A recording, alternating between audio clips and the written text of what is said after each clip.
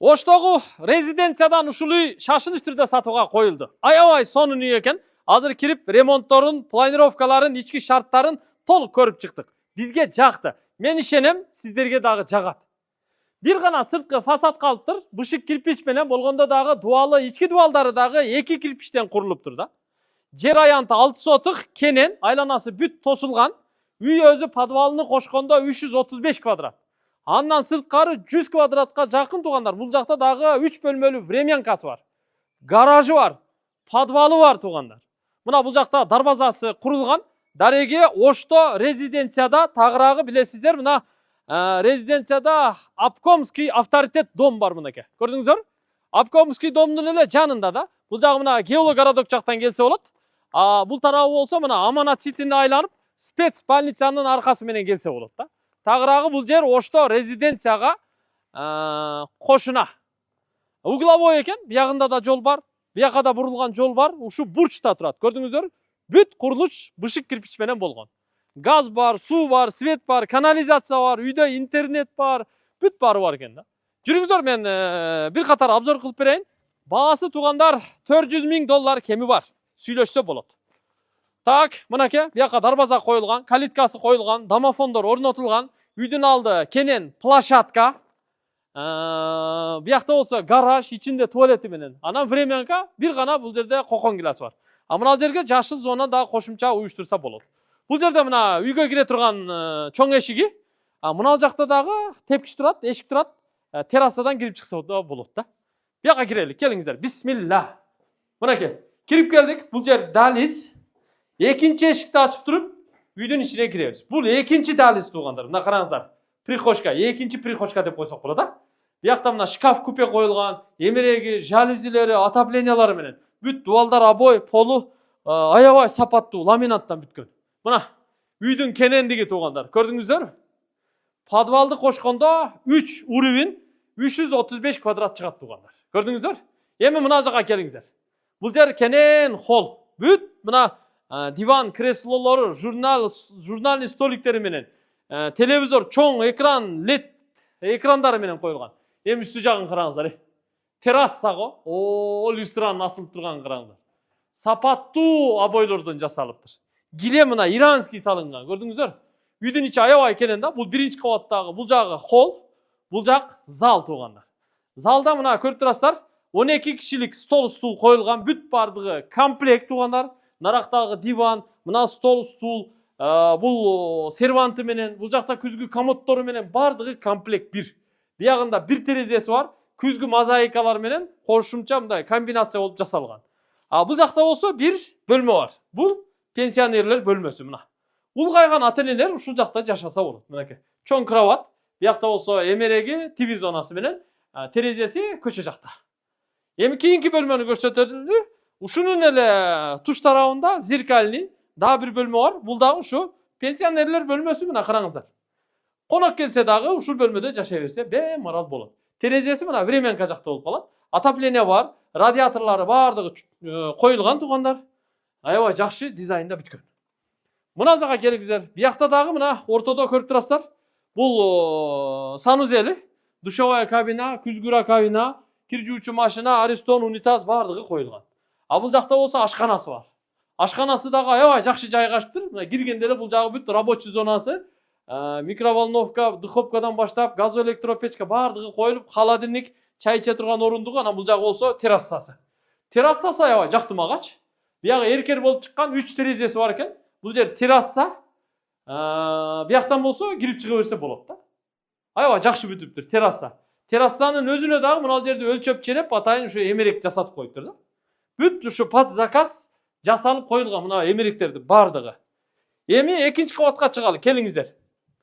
Үйдө туугандар кошумча теплый полдор да бар экен. Бул жакта болсо подвал. Подвалга түшкөндө эле оң жак сол жакта бир бөлмө, калган нар жакта да 5-6 бөлмө бар. Сыртына кирип анан отдельный көрсөтөбүз. Бул мына тепкичи туугандар, чыгып баратканда биякта чоң терезеси. Тепкичте мына кенен эндүүлүктө жасалган. Экинчи кабатка чыкканда мына караңыздар. Ремонттун жакшы болгондугун сразу эле байкаса болот. Бүт потолоктор бассейн болуп жасалган. Софиттер коюлган. Мына чоң люстра. Мына жерден Бул жактагы панораманы караңыздар. Көрүнүштү караңыздар, аябай сонун көрүнөт экен да. Аябай жакты бул үй магачы. Эми туугандар, мына бул жак чекеге келиңиздер. Мына жакта бир бөлмө бар, чакан туугандар. Мына бул бир баланын бөлмөсү. Бир же эки баланы батырса болот. Анан бери келиңиздер. Үйдүн чатыры, времянка бүт бардык курулуштардын чатыры ушундай жумшак кровля менен жасалган. Мягкий кровля деп коет. Аябай сапаттуу мягкий кровлядан жасалган. Эми бул жака келиңиздер. Мына ортодо жалпы санузел бар. Ичине киргенде эле төрдө көрүп турасыздар, жакузиси, оң жакта унитаз, аристон, күзгү раковина бардыгы коюлган, ичи аябай кенен. Бул санузел. Бул жакта болсо ата-энелердин бөлмөсү. Бул мастер спальный. Мына терезеси күн чыгыш тарапта турат. Ушул жерге биякта карап спальный диван орнотулат. Эки жагында мына тумбучка, бара лампалары менен. Мына тарапта болсо биякта телевизор коюлат, ТВ зонанын орду. Бул жакка киргенде болсо гардеробный. Бул жакта кийимдер коюлат. Бүт кийим кечени ушул жакка шкаф жасатып, ушул жакка орнотуп койсо болот. Ичинде мына күзгүсү бар.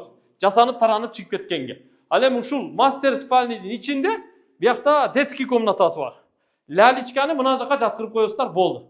Кичинекей мотурайган жаш баланын бөлмөсү. Шкафтары коюлган, килемдери салынган туугандар. Бүт мына жалюзилери тартылган, отопление, кондиционер бүт бардыгы бар. Бала ушул бөлмөдө жашай берет. Көрдүңүздөр? Таза жетилип бияка өзүнчө комнатага бөлүнүп чыгып кеткенге чейин ушул бөлмөдө кармаса болот. Андан сырткары бул жакта дагы бир бөлмө бар. Наркы бөлмө балдардыкы, бул бөлмө болсо кыздардыкы болуп калат. Мынакей. Кыздар бөлмөсү. Чакан экен. Эки кыз батат да бугачы. Бемарал. Эки кыз батат. Буга да эмеректери коюлган. Биягында бир терезе, биягында бир терезе. Книжный шкаф, анан бул кийим кече шкафы атайын ушу крашенный жасалып коюлган да. Көрдүңүздөр, эшиктердин дагы сапаттууларын жасап орноткон экен. Биз азыр эки кабатты сиздерге толук көрсөттүк. Үйдү $400,000 кеми бар деп атат. Ремонту жакшы экен, планировкасы жакшы экен, аурасы жакшы экен, ички мындай көрүнүшү жакшы экен да, сочный да. Жарык, адамды өзүнө тартып турат. Киргенде көңүлүң көтөрүлөт да. Жүрүңүздөр, эми сыртка чыгалы, времянкаларын көрсөтүп, жыйынтыктайбыз. Эми келиңиздер туугандар. Бул жака жүрөлү. Эми сырткы фасадты каалагандай жасатып аласыздар. Дуалдар, сырткы, ички дуалдардын бардыгы калыңдыгы 2 кирпич туугандар, 2 кирпич. Ошон үчүн сыртын баягы базальт менен жылуулаштын деле кереги жок. Шыбап туруп эле сразу травертин кыла берсеңиздер болот. Бул жака келгенде машина сырттан кирип эле прямой мына бул жака кирсе болот да. Биягы мына гараж. Трёхфаска тартылып киргизилген. Биякта болсо ичинде сырткы ажатканасы бар. Жакшы жери мына гараждын жанына атайын ажаткана куруп койгон. Андан сырткары бул жака келе турган болсок, биякта времянкасы бар. Азыр жабык экен, бирок ремонттору жакшы экен. Жашай берсе болот дейт. Киргенде мына жакта бир бөлмө бар экен. Мына жакта бир ашканасы бар экен. Ашкананын ичинен туугандар. Мына жерде бир душ, бир ажаткана бар экен. Андан кийин ортодо бир холл, чекеде бир спальня, нар жагы бир кладовка төшөкканасы бар экен да. Анан кийин туугандар, бул времянканын астында мына чекеде дагы бир бөлмө подвалы бар экен. Мунун да азыр эшиги жабык экен. Үйдүн аркасы мынакей. Караңыздар, биякта да бир 2 метр 2 метр аралык айландырып таштап койгон да. Биякта навес куруп бүт отун майда чүйданы ушул жака сактаса болот. Подвалга бияктан түшсө да болот, үйдүн ичинен дагы түшсө болот туугандар. Келиңиздер, мына. Бул жагы мына подвалдын биринчи бөлмөсү. Үйдө отопление газовый. Навейн газовый котел коюлган, система тартылган, электрический дагы ысытса болот.